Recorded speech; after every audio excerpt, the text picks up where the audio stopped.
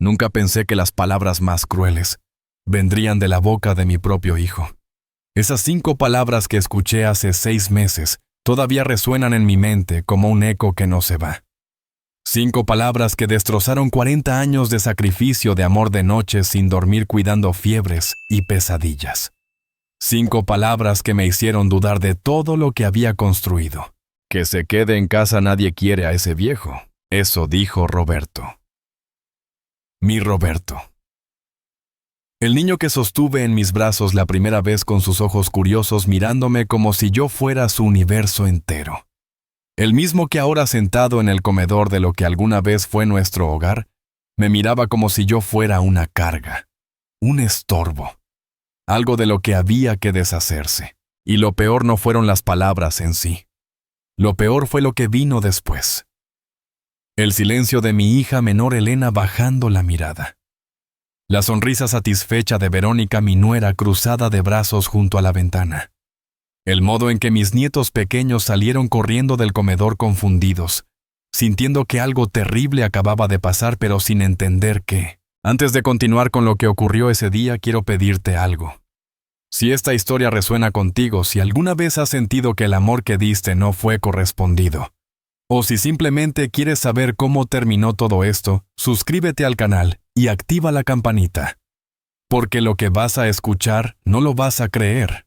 Te lo garantizo. Verás, ese día todo cambió. Pero no de la forma que ellos esperaban. Porque resulta que este viejo había aprendido algunas cosas en 72 años de vida. Y una de ellas era que la dignidad no se negocia. Nunca. Con nadie. Lo que pasó después de esas 5 palabras marcó no solo mi destino, sino el de toda mi familia. Cambió la forma en que mis hijos me verían para siempre. Y cuando abrieron la puerta de París 3 semanas más tarde, sus rostros se quedaron sin expresión, congelados, como estatuas de sal ante algo que nunca imaginaron posible. Pero empecemos por el principio. Porque para entender el final necesitas conocer quién soy yo. ¿Y qué me llevó a ese momento donde todo estalló? Llamo Alberto Mendoza, tengo 72 años, y durante más de 4 décadas creí que había construido una familia perfecta. Nací en un pequeño pueblo cerca de Sevilla, donde mi padre trabajaba en el campo, y mi madre lavaba ropa ajena para ayudar con los gastos. Éramos pobres, pero jamás nos faltó dignidad. Esa lección la aprendí desde niño cuando veía a mi padre volver cada tarde del campo con la espalda encorvada, pero la frente en alto. A los 16 años, me vine a Madrid con nada más que una maleta de cartón y un sueño darles a mis futuros hijos lo que yo nunca tuve. Trabajé en lo que pude. Fui repartidor de periódicos, ayudante de albañil, mozo de almacén. Me rompí la espalda durante años. Pero cada moneda que ganaba la guardaba con un propósito.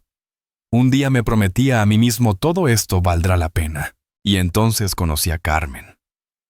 Mi Carmen. Fue en una feria del pueblo un domingo de julio. Ella vendía flores en un puesto, y yo pasé 3 veces por delante antes de atreverme a hablarle.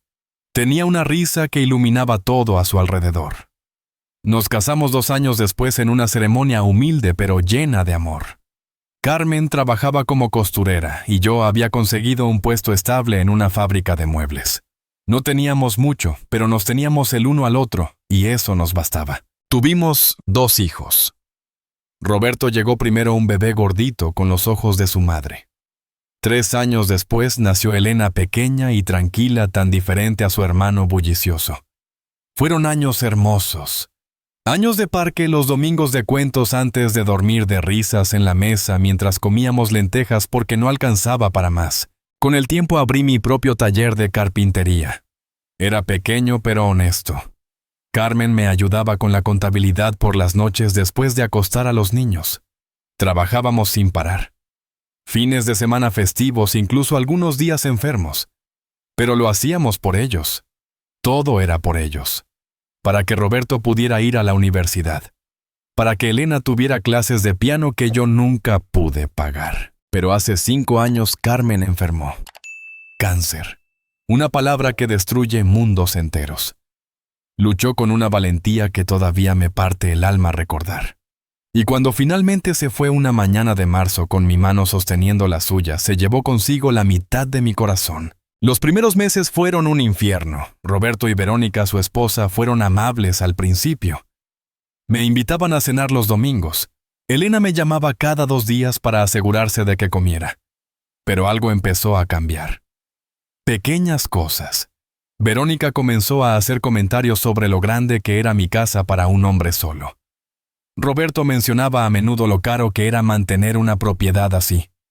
Elena, más sutil, preguntaba si no me sentía solo, y yo, como un tonto, no veía lo que estaba pasando. Pensaba que se preocupaban por mí, que querían lo mejor para su padre viudo. ¡Qué ingenuo fui! Era un domingo cualquiera de octubre. El cielo amanecía gris con esas nubes bajas que prometen lluvia pero nunca la traen. Me desperté temprano como siempre desde que Carmen ya no estaba a mi lado para recordarme que los domingos eran para descansar. Pero yo no podía descansar. Los domingos eran sagrados. Eran el día de la familia.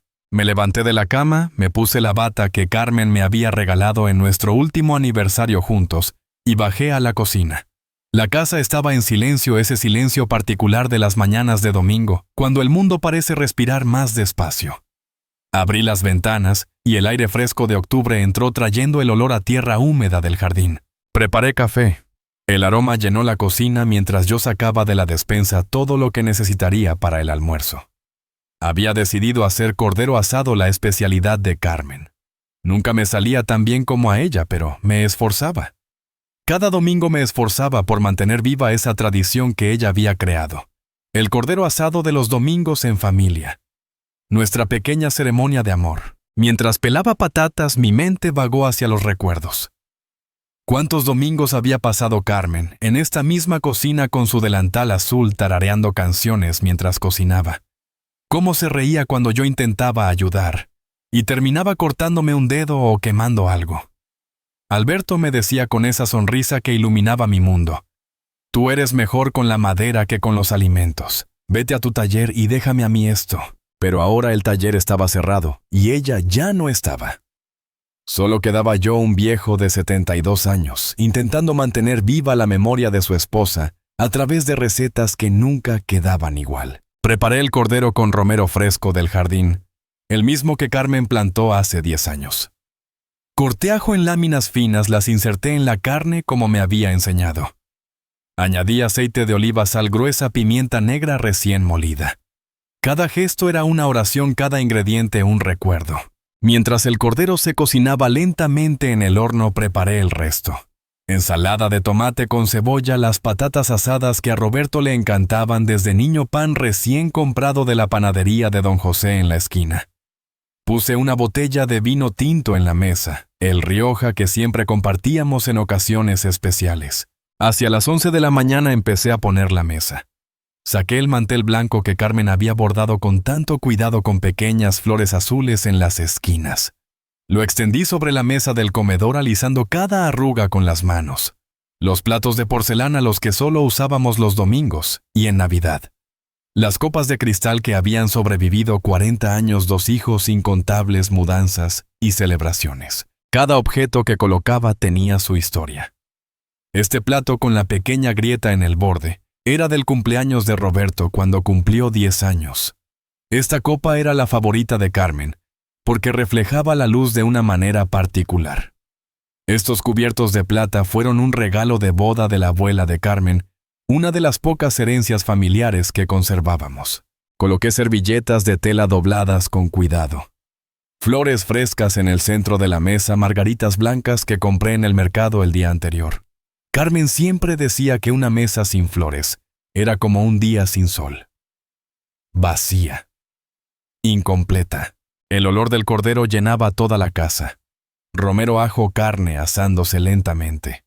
Era el olor de los domingos de mi infancia, de mi juventud, de mi vida entera. El olor de la familia, del hogar. A las 2 menos cuarto escuché el timbre. Mi corazón dio un pequeño salto, como siempre que esperaba visitas. Abrí la puerta y ahí estaban. Roberto con Verónica, mis 2 nietos, Marco y Lucía corriendo hacia mí con esa energía pura que solo tienen los niños pequeños. ¡Abuelo!, gritó Lucía lanzándose a mis brazos. La levanté sintiendo en mis huesos el peso de sus 5 años, pero también la ligereza de su amor incondicional.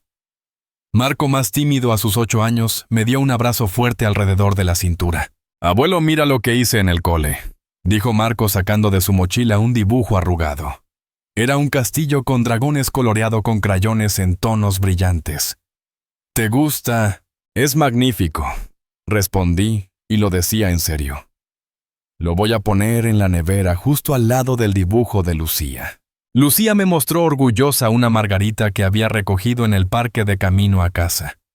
Estaba un poco marchita, pero para mí era perfecta. «Es para ti, abuelo. Para que no estés triste por la abuela». Sentí un nudo en la garganta. Los niños tienen esa forma de ver directo al corazón de las cosas. «Gracias, cariño. La voy a poner en agua ahora mismo». Roberto y Verónica entraron detrás de los niños. Roberto vestía su traje de siempre incluso los domingos. Verónica llevaba un vestido elegante, tacones altos, el bolso de marca que Roberto le había regalado por su cumpleaños. Siempre tan impecable, siempre tan correcta. «Hola, papá», dijo Roberto dándome un abrazo rápido. Formal. Distante. Tan diferente a los abrazos de oso que me daba cuando era pequeño. «Huele bien», comentó Verónica, aunque su sonrisa no llegaba a sus ojos. «Espero que no te hayas esforzado demasiado. A tu edad cocinar tanto puede ser agotador». «Estoy bien», respondí ignorando el comentario sobre mi edad. «Elena llegará en unos minutos. Su marido tiene guardia en el hospital». Nos sentamos en la sala mientras esperábamos a Elena. Los niños jugaban en la alfombra con sus juguetes. Roberto revisaba su teléfono móvil. Verónica miraba alrededor de la casa con esa expresión que había empezado a notar últimamente. Calculadora, evaluadora, como si estuviera haciendo inventario. «Esta sala es muy espaciosa», comentó como si pensara en voz alta. «Con los precios del mercado inmobiliario en este barrio, esta propiedad debe valer una fortuna». «Es mi hogar, Verónica, no una inversión». Ella sonrió, pero había algo frío en esa sonrisa. «Por supuesto, Alberto. Solo hacía una observación». El timbre sonó de nuevo. Elena llegó con una tarta de manzana de la pastelería que nos gustaba a todos. Mi hija menor me abrazó más tiempo que Roberto, y pude sentir en ese abrazo algo que no supe identificar entonces. Culpa, quizás. O tal vez miedo. «Papá, te ves cansado», dijo estudiando mi rostro con esos ojos de enfermera que todo lo detectan. «Estoy bien, hija, solo es que madrugué para cocinar. Deberías descansar más, dejar que nosotros te ayudemos». Había algo en su tono que me puso nervioso, pero lo dejé pasar. Era domingo, día de familia, día de paz. Nos sentamos a la mesa. Los niños en sus sillas especiales, Elena a mi derecha, Roberto y Verónica frente a nosotros. Serví el cordero con orgullo, esperando esa aprobación que siempre buscaba en sus rostros. Roberto asintió con la cabeza. Elena me sonrió con cariño genuino. Verónica probó un bocado pequeño y dejó el tenedor en el plato. «Está un poco seco», comentó. «Pero no está mal para alguien que no cocina profesionalmente». Tragué el insulto con el vino. Los niños comían con apetito, eso era lo que importaba. Hablamos de cosas triviales al principio. El colegio de los niños. Marco había sacado buenas notas en matemáticas. Lucía estaba aprendiendo a leer y le encantaba. El trabajo de Roberto en su empresa de consultoría iba bien, aunque últimamente tenía mucho estrés. Elena nos contó sobre un paciente difícil que había atendido en urgencias la semana anterior. Todo parecía normal. Todo parecía como siempre, pero yo empecé a notar cosas, pequeños detalles que no encajaban. Roberto y Verónica intercambiaban miradas constantes, no las miradas cómplices de una pareja feliz, sino algo más calculado, más conspiratorio, como si estuvieran comunicándose en un código secreto que yo no podía descifrar. Elena estaba más callada que de costumbre. Movía la comida en su plato sin comer mucho. Cada vez que la miraba desviaba la vista rápidamente. Verónica revisaba su teléfono móvil debajo de la mesa. Lo hacía discretamente, pero yo lo notaba. Escribía mensajes, los borraba, los reescribía. Roberto bebía más vino de lo habitual. Ya iba por su tercera copa y apenas habíamos terminado el plato principal. Los niños, con esa intuición que tienen para detectar las tensiones de los adultos, se habían quedado más quietos. Marco jugaba con su comida en lugar de hablar de sus dragones como siempre. Lucía miraba a su padre, y luego a mí, confundida por algo que no podía entender. Serví el postre, la tarta de manzana que Elena había traído. Corté porciones generosas para todos. El silencio en la mesa se había vuelto denso, casi tangible. ¿Café?, pregunté, intentando romper la tensión. Sí, gracias, respondió Elena rápidamente, como si agradeciera la excusa para hablar. Roberto y Verónica se miraron de nuevo. Esta vez Verónica asintió casi imperceptiblemente. Era una señal, una luz verde para algo. Me levanté para preparar el café, sintiendo sus ojos en mi espalda. Cuando volví con la cafetera y las tazas, la atmósfera había cambiado completamente. La paz superficial se había evaporado. En su lugar quedaba algo más oscuro, más amenazante. Roberto se ajustó la corbata. Ese gesto nervioso que hacía desde niño cuando tenía que decir algo difícil. Dejó su servilleta en la mesa con demasiado cuidado, alineándola perfectamente con el borde del plato. Verónica se inclinó ligeramente hacia adelante, lista para tomar el control. Elena bajó la mirada a su taza de café como si quisiera desaparecer. Los niños sintieron el cambio y se quedaron completamente quietos. Y yo, sirviendo café con manos que empezaban a temblar sin saber por qué, sentí cómo algo en mi interior se preparaba para un golpe. Roberto carraspeó. Una vez. 2 veces. Y entonces empezó a hablar. «Papá», empezó Roberto sin mirarme a los ojos. Su voz sonaba ensayada, como si hubiera practicado estas palabras frente al espejo. «Necesitamos hablar de algo importante». Mi tenedor se detuvo a medio camino entre el plato y mi boca. El trozo de tarta de manzana que había estado a punto de comer, de repente me pareció pesado. Dejé el tenedor en el plato con cuidado, el sonido del metal contra la porcelana, resonando más fuerte de lo normal en el silencio repentino.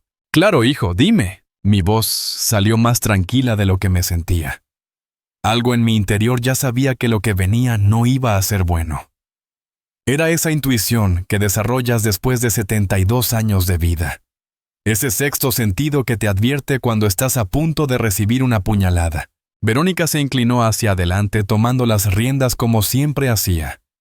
Roberto era el títere, ella era quien movía los hilos. Siempre había sido así, pero yo había elegido no verlo.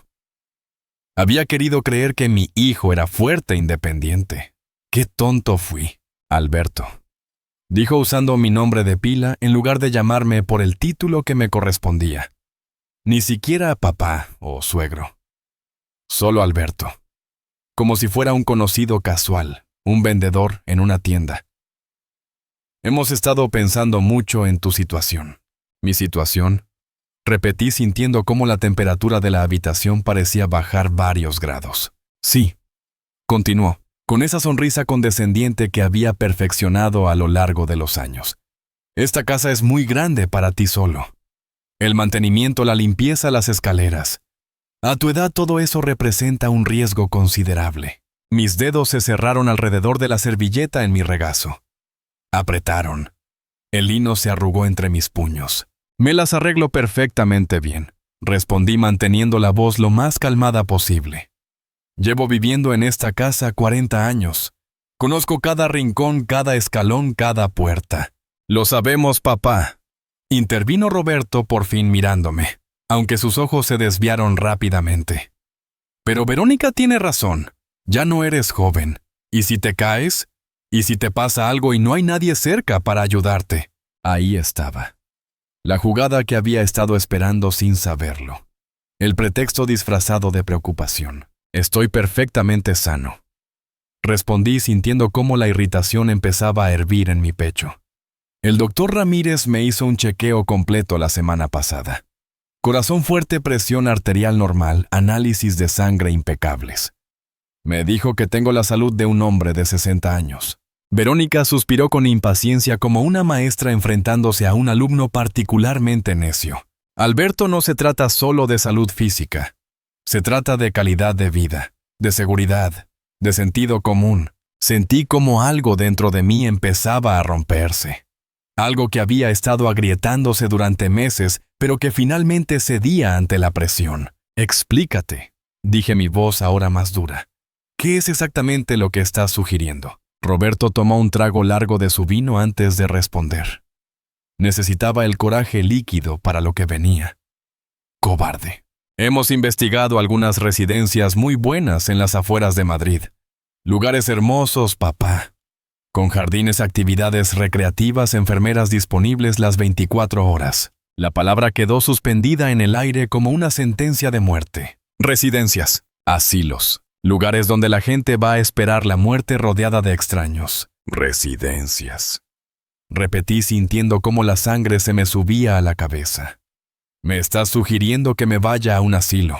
No es un asilo, papá, dijo Elena por primera vez, su voz apenas un susurro.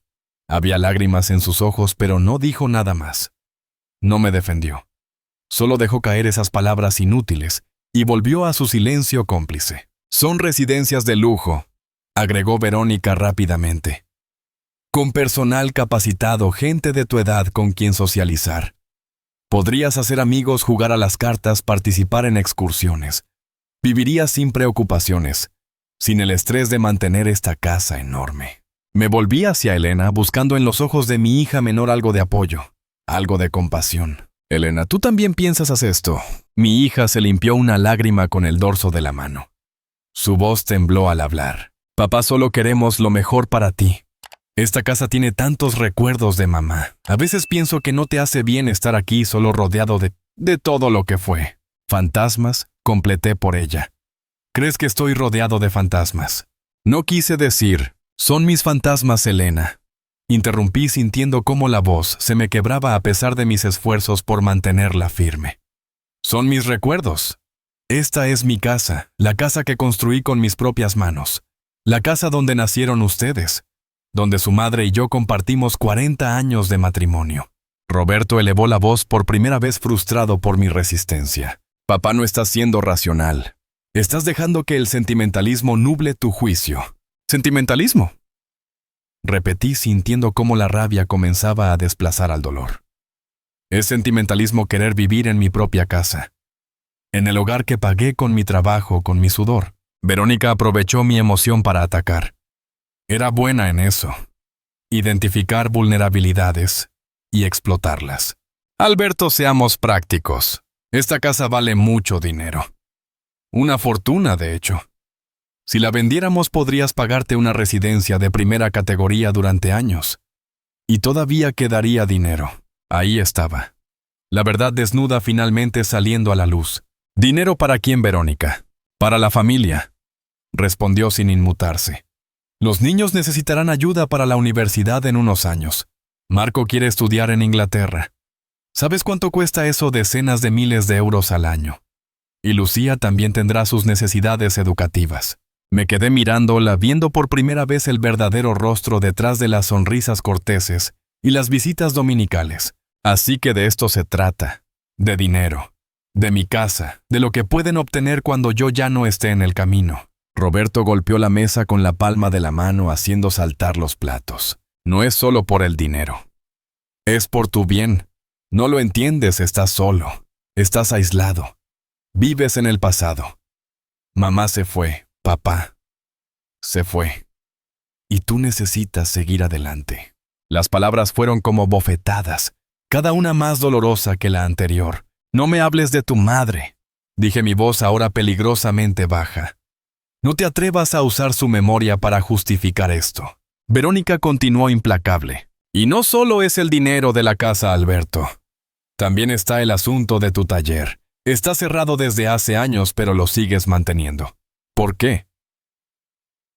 Sentimentalismo otra vez. Ese local podría venderse, podría generar ingresos que...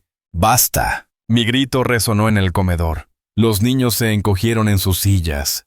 Elena ahogó un sollozo, pero yo ya no podía contenerme más. Me levanté de la mesa, mis piernas temblando, pero manteniéndome firme. Esta es mi casa. Este es mi taller. Es mi vida. Y no voy a venderla. No voy a irme a ninguna residencia. Y ciertamente no voy a hacerlo para financiar la educación británica de Marco o cualquier otro capricho que tengan. Roberto también se levantó, su rostro enrojecido por el vino y la furia. ¿Capricho? Estás llamando capricho a la educación de tu nieto. Siempre tan egoísta, siempre pensando solo en ti. ¿Egoísta?, repetí incrédulo. Trabajé turnos dobles durante años para pagar tu universidad, Roberto. Me rompí la espalda en ese taller para que nunca te faltara nada. Y ahora me llamas egoísta. Eso fue hace décadas. ¿Cuánto tiempo vas a recordárnoslo? Vas a cobrar esa deuda por el resto de nuestras vidas. Sus palabras me dejaron sin aliento. Como si me hubieran arrancado el aire de los pulmones con las manos desnudas. No es una deuda, Roberto. Es amor, algo que aparentemente tú no entiendes. Verónica se acercó a Roberto poniéndole una mano en el brazo. Pero sus ojos cuando me miraron brillaban con algo que solo puedo describir como malicia pura. Mira, Alberto, nadie te está obligando a nada. Pero necesitas entender la realidad. Esta casa es demasiado grande para ti. El mantenimiento es caro, los impuestos son altos, y tú viviendo aquí solo es simplemente un desperdicio de recursos. ¿Recursos? Repetí sintiendo cómo la palabra me dejaba un sabor amargo en la boca. Es así como me ves, como un recurso a ser optimizado. No seas dramático, espetó Verónica perdiendo finalmente su barniz de civilidad. Estamos siendo realistas, prácticos, algo que claramente tú no puedes ser. Verónica, por favor, intervino Elena débilmente, pero su cuñada la ignoró por completo. Los niños merecen oportunidades, Alberto, merecen lo mejor. Y si eso significa que tú tengas que hacer algunos sacrificios, entonces así debe ser. Después de todo, ¿no es eso lo que hacen los abuelos? Asegurar el futuro de sus nietos. No a costa de mi dignidad, respondí. No vendiendo mi hogar. No dejando que me encierren como a un perro viejo que ya no sirve. Roberto volvió a la carga, su voz llena de frustración y algo más. Algo que sonaba peligrosamente a desesperación. Papá está siendo imposible, terco. Obstinado, mamá siempre dijo que eras terco como una mula, pero esto es ridículo. La mención de Carmen me atravesó como un cuchillo. Pero no iba a dejar que la usaran contra mí. Tu madre, dije con voz firme, amaba esta casa tanto como yo. Y estaría horrorizada de escuchar esta conversación.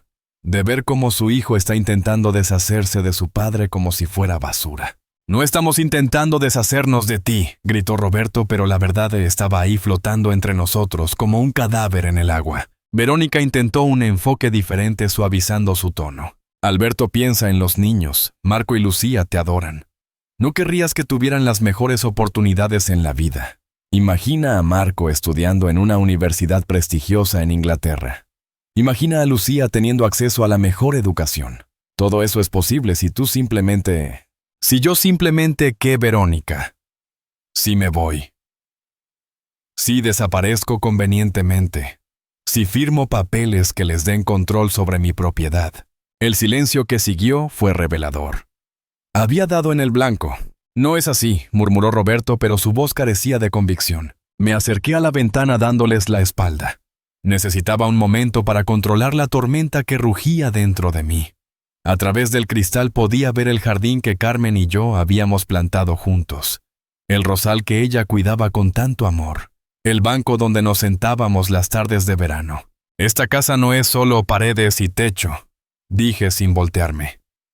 Es mi vida. Cada habitación cuenta una historia.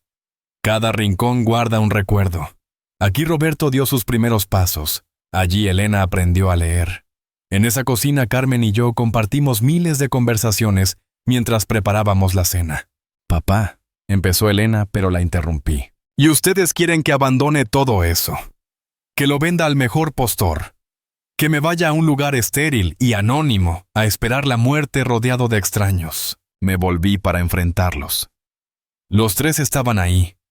Roberto con los puños apretados. Verónica con expresión calculadora, Elena con lágrimas corriendo por sus mejillas, pero sin decir nada en mi defensa. Mi respuesta es no. No voy a vender mi casa. No voy a irme a ninguna residencia. Y si tanto necesitan dinero para la educación de Marco, busquen la forma de ganarlo ustedes mismos. Como yo hice. Como mi padre hizo antes que yo. Roberto explotó. Eres un egoísta. Un viejo egoísta y terco que no puede ver más allá de sus propias narices. Se giró hacia Verónica y hacia los niños que observaban toda la escena con ojos enormes y asustados. «Vámonos», ordenó. «No hay nada más que hablar aquí». Pero antes de irse, antes de darme la espalda, definitivamente Roberto dijo algo. 5 palabras que cambiarían todo. 5 palabras que sellarían su destino y el mío. Se giró hacia Verónica hablándole a ella, pero lo suficientemente alto para que yo lo escuchara. Quería que lo escuchara. Quería herirme, quería castigarme por no doblarme ante su voluntad. Que se quede en casatas. Nadie quiere a ese viejo.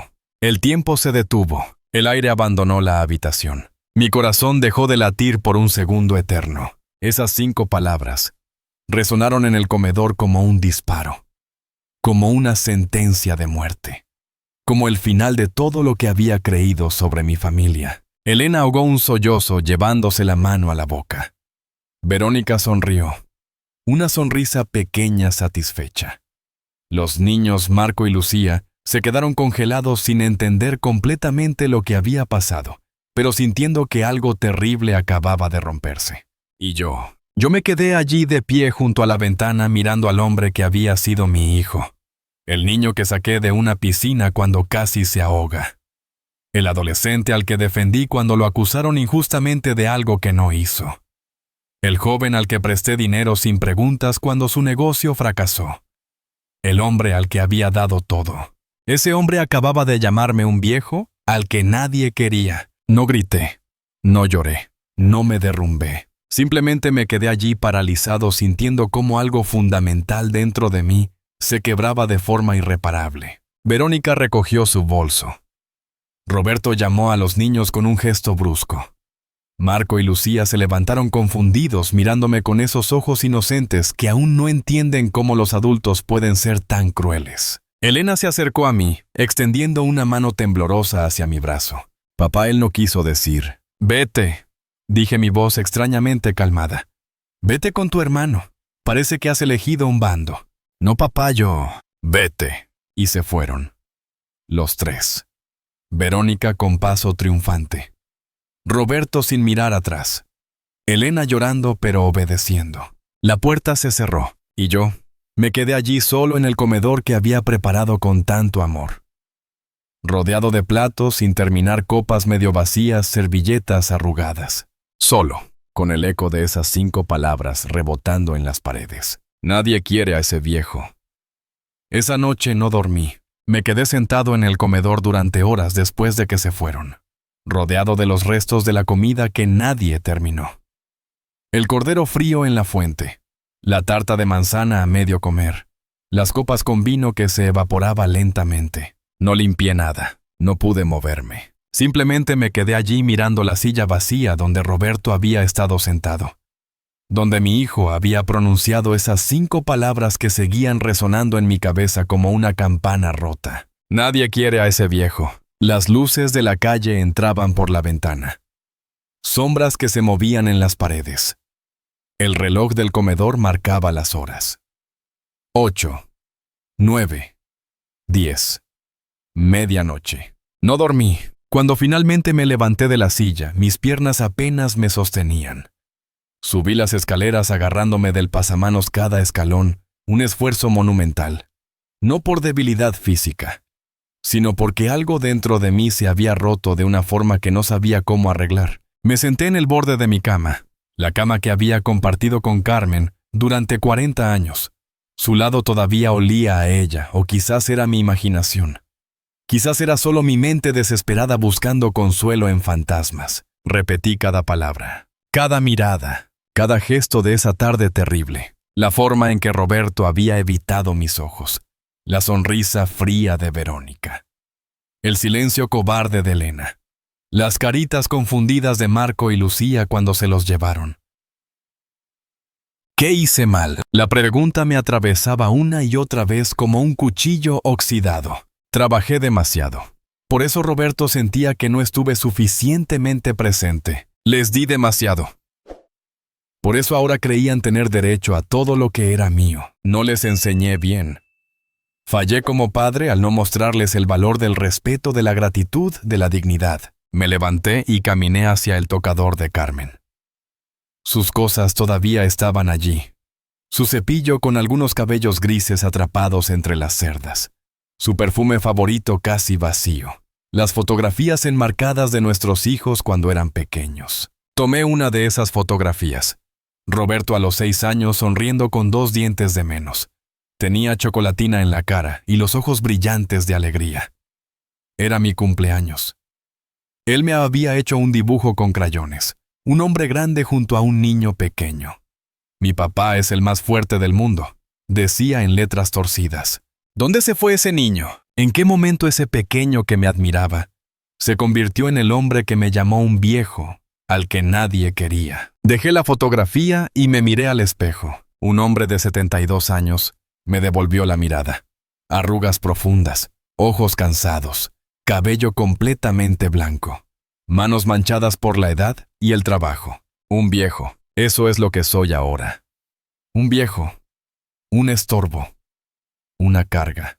Las lágrimas llegaron entonces, silenciosas, amargas. Se deslizaron por mis mejillas mientras me agarraba del borde del tocador mis nudillos blancos por la presión. Carmen, susurré a la habitación vacía. Carmen, ¿qué hago? Por supuesto no hubo respuesta. Solo el silencio de las 3 de la mañana. Solo el vacío de una casa demasiado grande para un hombre solo. Me tumbé en la cama sin desnudarme. Cerré los ojos, pero no dormí. Detrás de mis párpados cerrados veía escenas. Recuerdos. Flashbacks que me atormentaban. Vi a Roberto con 4 años llorando porque se había caído de su bicicleta. Yo corrí, lo levanté, limpié sus rodillas raspadas, lo consolé hasta que dejó de llorar. Los hombres valientes se caen, pero se levantan, hijo, le había dicho. Y tú eres muy valiente. Vi a Roberto con 16 años devastado, porque su primera novia lo había dejado. Pasé toda la noche con él en el sofá, escuchándolo llorar, ofreciéndole palabras de consuelo. El amor duele a veces, hijo, pero cada dolor nos enseña algo. Te hará más fuerte. Vi a Roberto con 22 años graduándose de la universidad. Yo en primera fila con Carmen, ambos llorando de orgullo. Todo el sacrificio, todas las horas extra de trabajo, todo valió la pena en ese momento. Lo lograste, hijo. Estoy tan orgulloso de ti. Vi a Roberto con 28 años presentándome a Verónica. Yo sonreí, les di mi bendición, pagué gran parte de su boda, aunque mis ahorros quedaron casi vacíos. Solo quiero tu felicidad, hijo. Eso es todo lo que siempre he querido. Vi a Roberto sosteniendo a Marco por primera vez. La ternura en sus ojos. Ahora entiendes, ¿verdad, papá, lo que sentías por nosotros? Ahora lo entiendo. Y yo había sentido con lágrimas en los ojos pensando que finalmente mi hijo comprendía el amor incondicional. ¿Qué pasó? ¿Cuándo el dinero se volvió más importante que el amor? ¿Cuándo mi casa se convirtió en una inversión a liquidar? ¿Cuándo yo pasé de ser su padre a ser ese viejo que nadie quiere? Me senté en la cama incapaz de estar quieto. Bajé las escaleras nuevamente. La casa estaba en penumbra. Caminé por cada habitación como un fantasma en mi propio hogar. En la sala donde Roberto aprendió a caminar. Tenía 10 meses. Se agarraba de los muebles dando pasitos inseguros. Carmen y yo lo animábamos aplaudiendo cada pequeño logro. En la cocina donde Elena ayudaba a su madre a hacer galletas todos los sábados. Las dos con delantales a juego riendo cubriendo la cocina de harina. En el estudio donde pasé incontables noches haciendo cuentas, calculando presupuestos, tratando de estirar cada euro para que alcanzara. Para que los niños tuvieran lo que necesitaban. Para que Carmen no tuviera que preocuparse. Todo lo que hice fue por ellos. Cada sacrificio, cada hora de sueño perdida, cada dolor de espalda ignorado. Todo. Y ahora me decían que era egoísta, que era terco, que era un obstáculo. Me derrumbé en el sillón de Carmen, el que ella usaba para coser. Cerré los ojos y casi pude sentirla allí. Carmen, dije al aire. Te fuiste demasiado pronto, me dejaste solo con esto. ¿Qué hago? Tú siempre sabías qué hacer. Siempre eras más sabia. ¿Qué me dirías ahora? Y en el silencio, en esa oscuridad de las 4 de la mañana, escuché su voz. No real, por supuesto. solo mi memoria. Pero tan clara como si estuviera sentada a mi lado. Alberto, mi amor. No puedes controlar lo que otros hacen. Solo puedes controlar quién eres tú. Y tú eres un hombre digno. Siempre lo has sido. No dejes que nadie te quite eso. Ni siquiera nuestro hijo.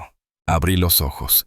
Las lágrimas seguían cayendo, pero algo había cambiado. Una chispa, pequeña, frágil. Pero ahí, recordé algo más, algo que mi padre me había dicho cuando yo tenía 12 años. Habían unos chicos mayores que me molestaban en la escuela. Me quitaban el almuerzo, se burlaban de mi ropa remendada. Un día volví a casa llorando. Mi padre, ese hombre de pocas palabras pero mucha sabiduría, se arrodilló frente a mí. Puso sus manos callosas en mis hombros. Alberto, me dijo, la dignidad no se mendiga, no se negocia. Se tiene o no se tiene. Y tú la tienes, hijo mío. No importa lo que esos chicos digan, no importa cómo te traten. Tu valor no lo determina la opinión de otros. Lo determinas tú. Esas palabras habían guiado mi vida entera. Me ayudaron a sobrevivir años de pobreza sin vergüenza. Me ayudaron a construir un negocio honesto en un mundo que no siempre lo era. Me ayudaron a enfrentar la muerte de Carmen con la frente en alto. Y ahora esas mismas palabras me hablaban de nuevo. Mi valor no lo determinaba Roberto. Ni Verónica. Ni siquiera Elena con su silencio cómplice. Mi valor lo determinaba yo. Y yo no era un viejo inútil esperando la muerte. Era Alberto Mendoza. 72 años. Carpintero. Viudo. Padre. Abuelo. Un hombre que había trabajado honestamente toda su vida. Un hombre que había amado profundamente. Un hombre que todavía tenía dignidad, maldita sea. Me levanté del sillón, esta vez con más fuerza, con más propósito. Fui a la cocina y me preparé un café. Fuerte. Negro. El sol comenzaba a salir pintando el cielo de rosas y naranjas. Un nuevo día. Y con él, una nueva determinación. No iba a dejarme morir en vida. No iba a convertirme en la víctima de esta historia. No iba a rendirme y darles lo que querían solo porque amenazaron con abandonarme. Si querían abandonarme, que lo hicieran. Pero no se llevarían mi dignidad. No se llevarían mi casa. No se llevarían lo que Carmen y yo construimos. Bebí el café mirando el jardín, los rosales que Carmen plantó, el banco donde nos sentábamos, el árbol bajo el cual los niños jugaban cuando eran pequeños. Todo esto era mío, mi vida, mis recuerdos, mi hogar. Y nadie, absolutamente nadie, iba a quitármelo. Durante las siguientes horas, mientras el sol subía en el cielo, algo cambió en mí. El dolor seguía ahí. La traición seguía doliendo como una herida abierta. Pero junto al dolor, había algo más. Determinación, rabia controlada. Y un plan que empezaba a formarse. Si Roberto y Verónica pensaban que podían manipularme, intimidarme, empujarme hasta que cediera, estaban equivocados. Muy equivocados. Este viejo todavía tenía algunos trucos bajo la manga. Este viejo todavía sabía pelear. Y esta vez iba a pelear no con gritos ni con súplicas, sino con algo mucho más poderoso. Con inteligencia. Con la ley de mi lado. Con cada recurso que hubiera aprendido en 72 años de vida. Me duché. Me vestí. Me peiné con cuidado. Me miré al espejo de nuevo. El mismo hombre de antes, pero diferente. Los ojos ya no lucían derrotados.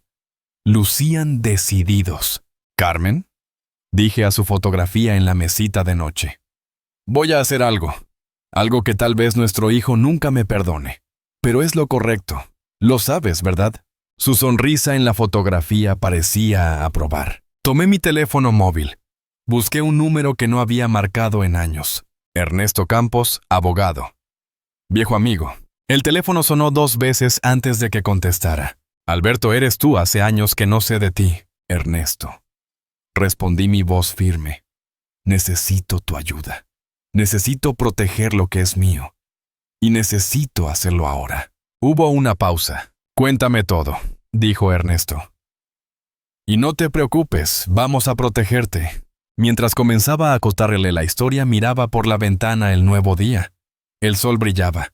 Los pájaros cantaban. La vida continuaba. Y yo, Alberto Mendoza, ese viejo que supuestamente nadie quería, estaba a punto de demostrar que los viejos lobos todavía tienen colmillos. Ernesto Campos llegó a mi casa esa misma tarde. Un hombre de casi 80 años, con el cabello completamente blanco, pero los ojos más afilados que nunca. Lo había conocido 30 años atrás cuando necesité ayuda legal para mi taller. Desde entonces habíamos mantenido una amistad esporádica, pero genuina. Lo recibí en mi sala, le serví café, y entonces le conté todo. Cada palabra de ese domingo maldito. Las amenazas veladas. Las presiones.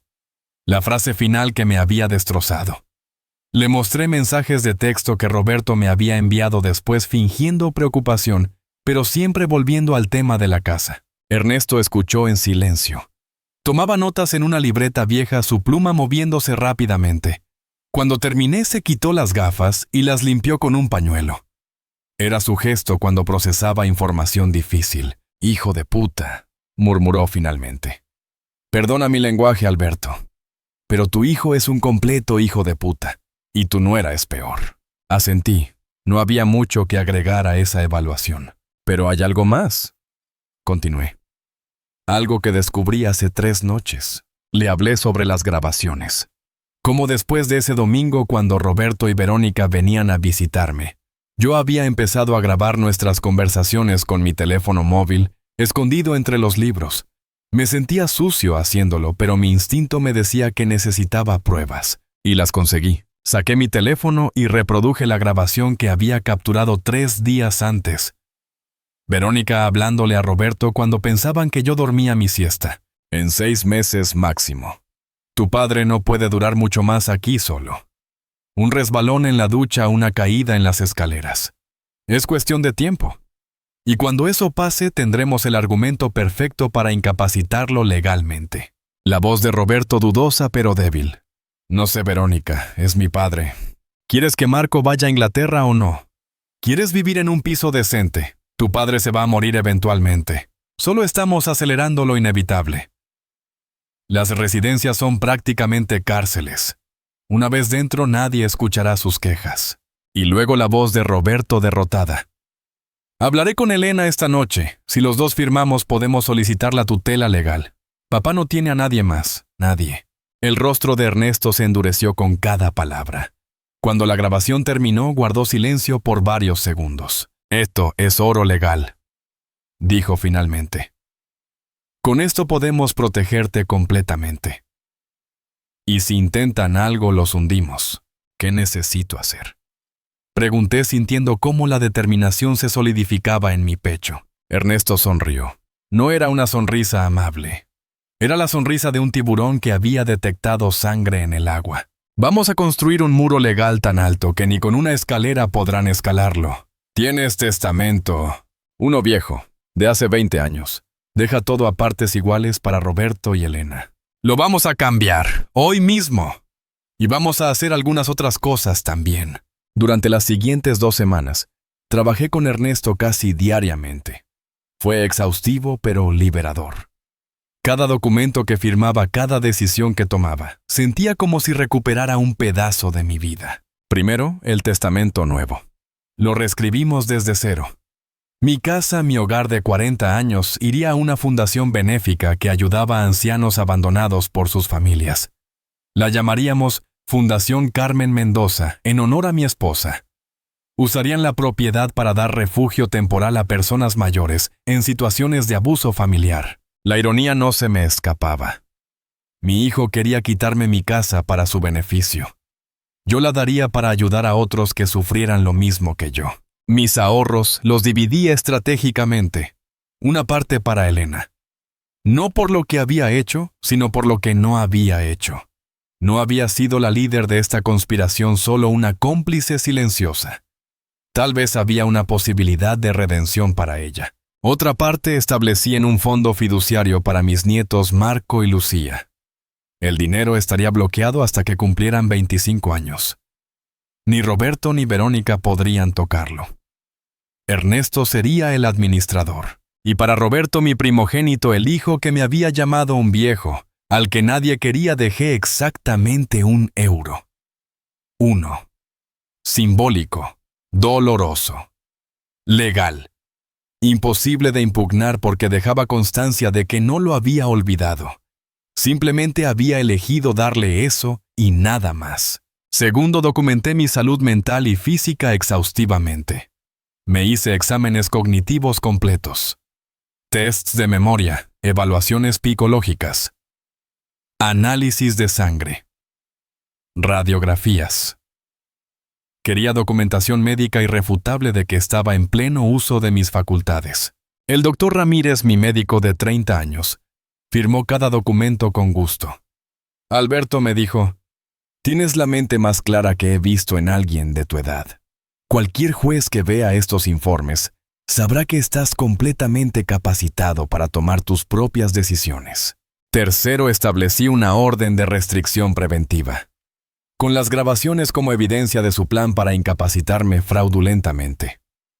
Ernesto preparó documentación que prohibía a Roberto y Verónica tomar cualquier decisión médica o legal en mi nombre. Solo Elena tendría ese derecho y bajo supervisión judicial estricta. Cuarto, vendí mi taller. Ya no lo usaba desde que Carmen enfermó.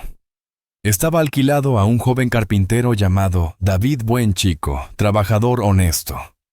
Le ofrecí venderle el local a un precio justo. Se quedó atónito, pero aceptó encantado. El dinero de la venta lo invertí en fondos seguros. Una parte para vivir cómodamente mis últimos años.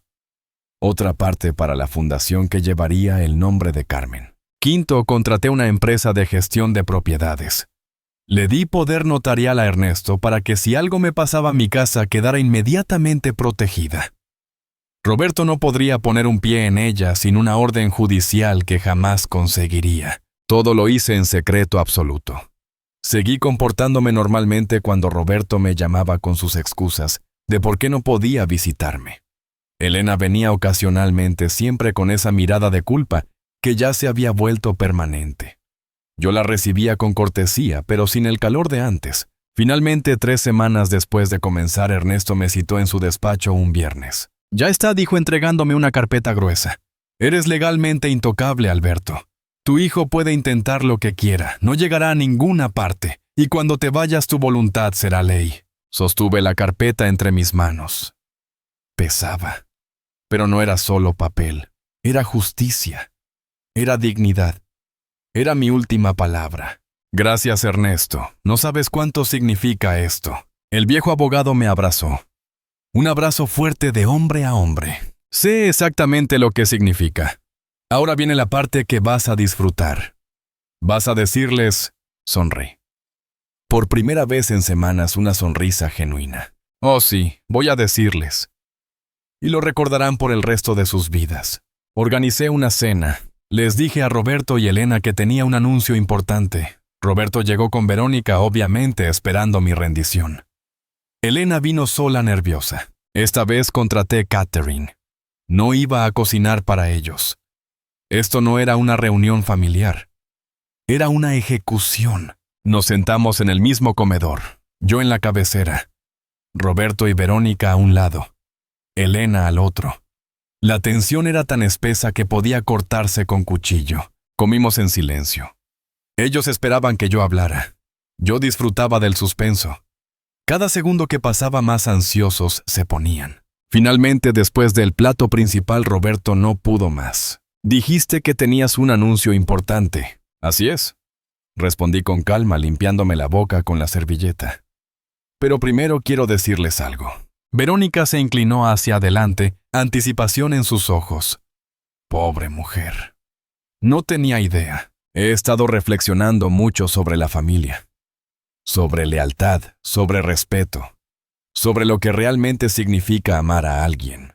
Vi cómo intercambiaban miradas, pensaban que había cedido, y he tomado decisiones importantes sobre mi futuro y mi patrimonio. Saqué la carpeta de Ernesto de mi bolsillo interior.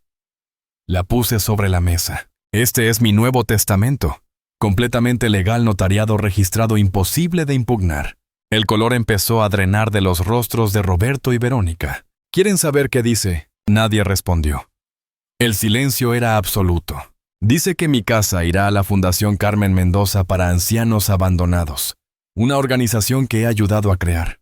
Usarán esta propiedad para dar refugio a personas mayores que han sido traicionadas por sus propias familias. Roberto se puso de pie bruscamente. No puedes. Siéntate, ordené. Mi voz era hierro. No he terminado. Se sentó.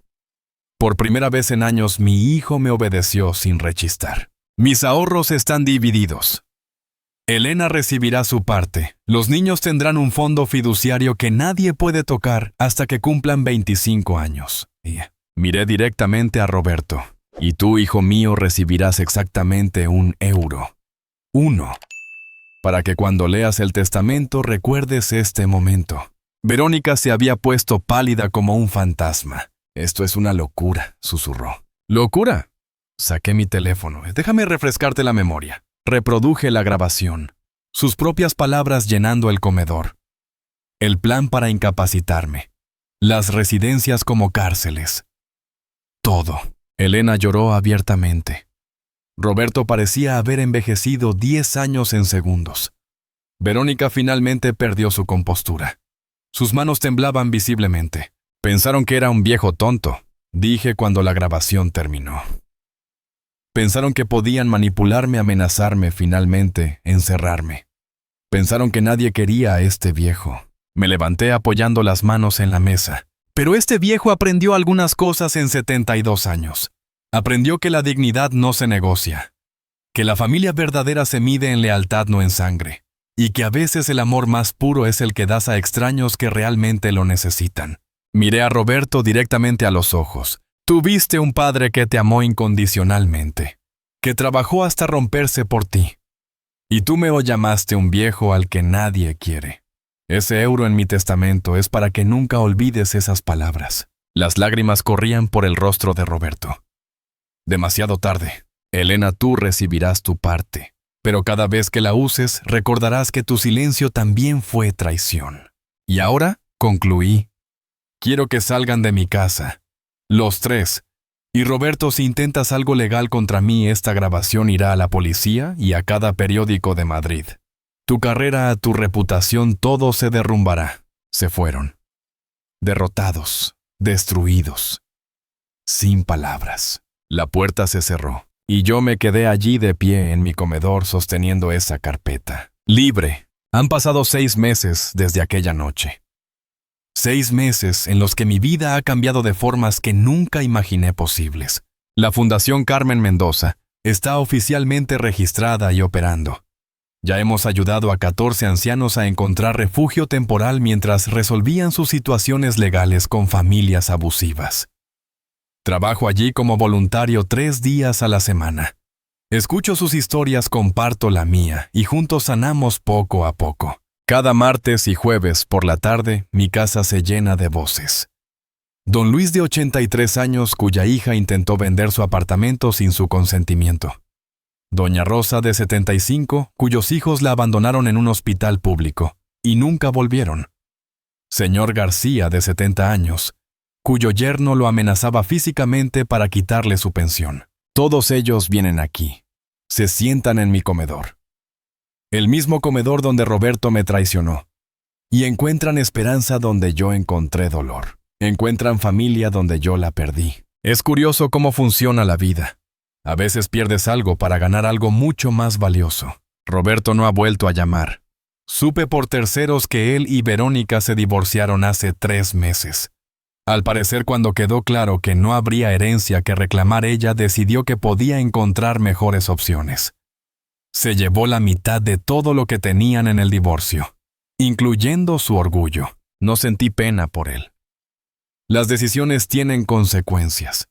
Eso es algo que aprendí de mi padre y que intenté enseñarle a mis hijos. Algunos aprenden las lecciones a tiempo, otros las aprenden demasiado tarde. Elena me llama cada semana. Las conversaciones son cortas, incómodas al principio, pero están ahí. Hablamos de cosas triviales. El clima. Las noticias. Su trabajo en el hospital. Nunca menciona ese domingo. Yo tampoco. Hace 2 semanas vino a visitarme. Trajo flores, las mismas margaritas blancas que Carmen amaba. Las pusimos juntos en el jarrón que siempre usábamos. Papá me dijo con lágrimas en los ojos: «Lo siento tanto. Debí haber hablado, debí haberte defendido. La abracé. Fue un abrazo largo de los que sanan heridas viejas. Lo sé, hija, lo sé. No sé si algún día nuestra relación volverá a ser lo que fue. Tal vez sí, tal vez no. Pero hay una puerta abierta, y eso es más de lo que tengo con Roberto, mis nietos Marco y Lucía. Ese es el dolor que más me pesa. Los echo de menos con un dolor físico que me atraviesa el pecho. Roberto no me permite verlos. Es su última forma de castigarme por no haberme rendido. Pero dejé cartas para ellos en el fondo fiduciario. Cartas largas explicando todo. ¿Por qué tomé las decisiones que tomé? ¿Qué aprendí de esta experiencia? ¿Qué quiero que ellos aprendan? Cuando cumplan 25 años y tengan acceso a ese dinero, leerán esas cartas. Sabrán la verdad. Y entonces podrán decidir por sí mismos qué tipo de personas quieren ser. Tal vez me odiarán. Tal vez me entenderán. Tal vez para entonces yo ya no esté aquí para saberlo. Pero al menos sabrán que su abuelo luchó por su dignidad, que no se dejó pisotear, que eligió el respeto propio sobre la paz falsa. La casa ya no se siente tan grande. Doña Mercedes y don Antonio, mis vecinos de toda la vida, se han convertido en mi familia elegida. Cenamos juntos 2 veces por semana, jugamos a las cartas los domingos, nos cuidamos mutuamente cuando uno está enfermo, nos reímos de los chistes malos de don Antonio, escuchamos las historias interminables de doña Mercedes sobre su juventud. Eso es la familia real.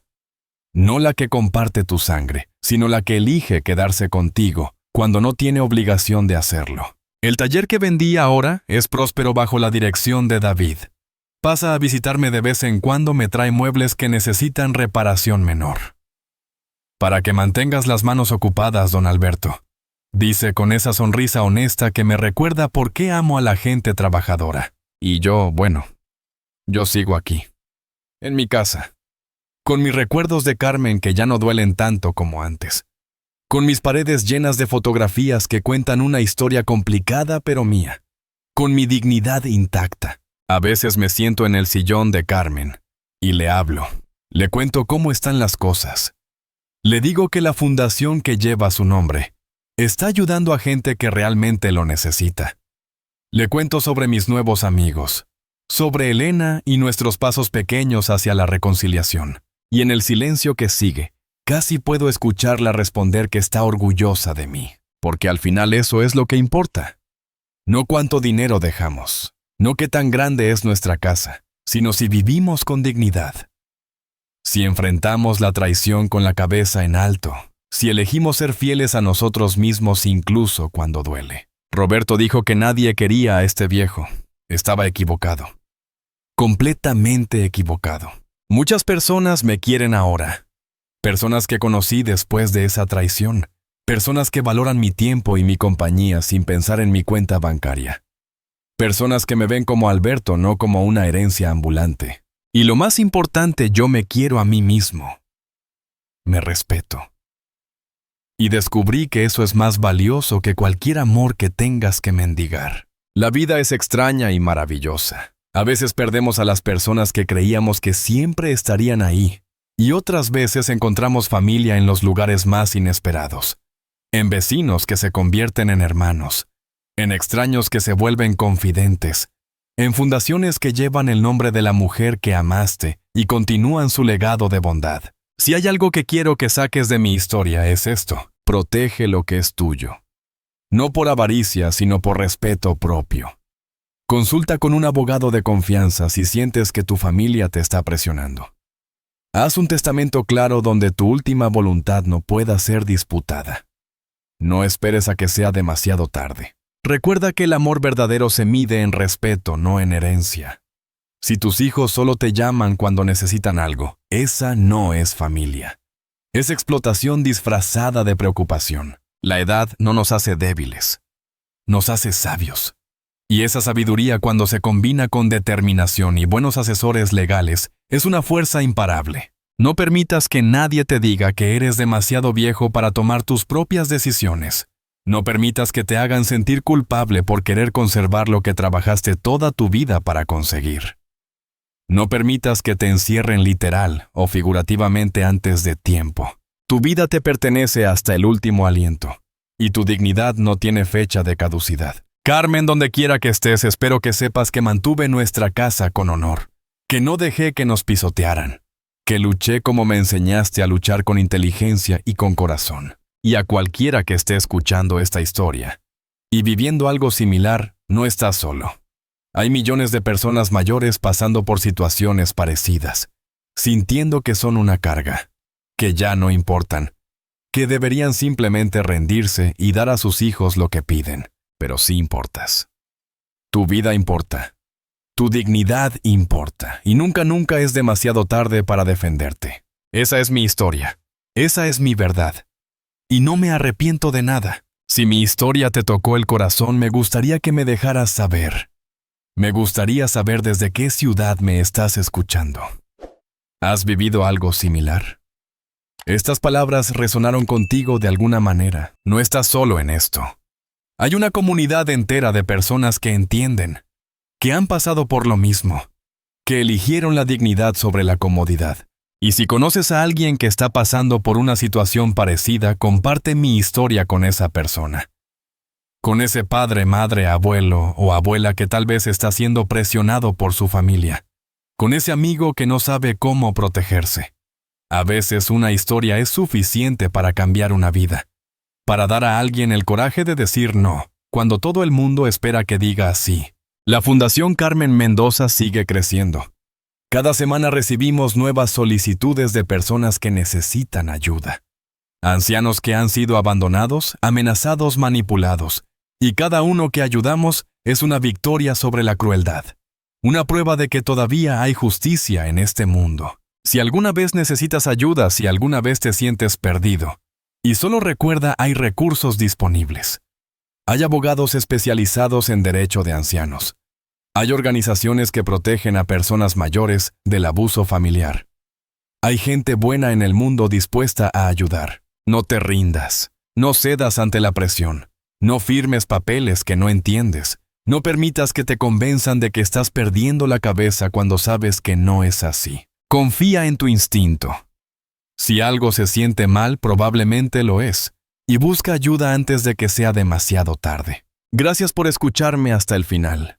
Gracias por darme la oportunidad de compartir esta historia que me rompió el corazón, pero también me enseñó quién soy realmente. Gracias por estar ahí del otro lado escuchando a un viejo de 72 años que decidió que su dignidad valía más que la aprobación de su hijo. Recuerda siempre, la dignidad no tiene edad. El respeto no se negocia.